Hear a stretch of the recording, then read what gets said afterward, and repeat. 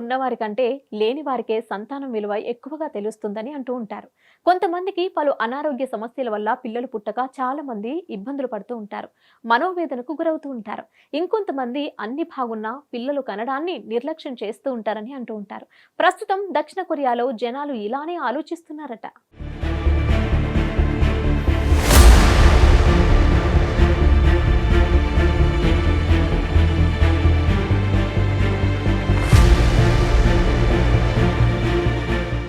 అయితే ప్రపంచవ్యాప్తంగా సంతానలేమి సమస్య క్రమంగా పెరుగుతోందని అంటున్నారు.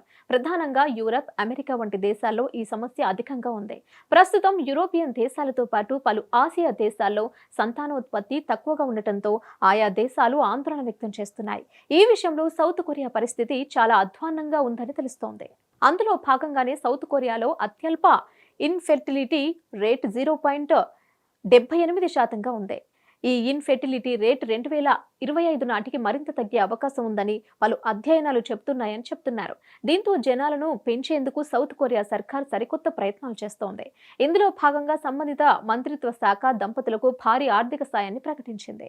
నిజానికి సౌత్ కొరియాలో దంపతులు పిల్లలు కనడానికి ఆసక్తి చూపకపోవడానికి కారణం కెరీర్ కు ఎక్కువ ప్రాధాన్యత ఇవ్వడమే అని ప్రభుత్వాలతో పాటు పలు కంపెనీలు కూడా భావిస్తున్నాయట. దీంతో ఓ కంపెనీ సౌత్ కొరియాలో దంపతులు ఒక బిడ్డను కంటే సుమారు 63 లక్షలు చెల్లించేందుకు సిద్ధమైంది.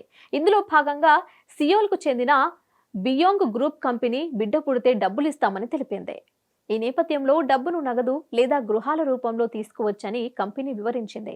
ప్రధానంగా పిల్లల పెంపకం భారాన్ని తగ్గించేందుకే ఈ ప్రత్యక్ష ఆర్థిక సాయాన్ని అందిస్తున్నట్లు సదరు కంపెనీ పేర్కొంది. ఇదే క్రమంలో పుట్టిన పిల్లలు ఇబ్బంది పడకుండా ఇప్పటి వరకు 2,70,000 గృహాలను నిర్మించినట్లు బియోంగ్ గ్రూప్ చైర్మన్ లీ జోంగ్ కెయిన్ తెలిపారు.